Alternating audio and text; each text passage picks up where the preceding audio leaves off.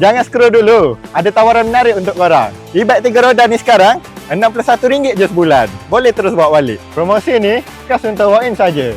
Datang walk-in, terus boleh dapat. Rugi kalau terlepas. E-bike 3 roda ni boleh bawa 2 orang dewasa. Sangat stabil. Sesuai untuk warga emas nak pergi surau, ibu nak hantar anak sekolah, memang tak ada masalah.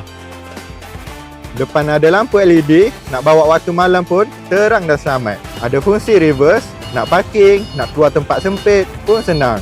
Depan dan belakang ada bakul. Senang nak bawa barang, letak beg sekolah atau pergi pasar. Ingat, RM61 je sebulan. Terus boleh bawa balik.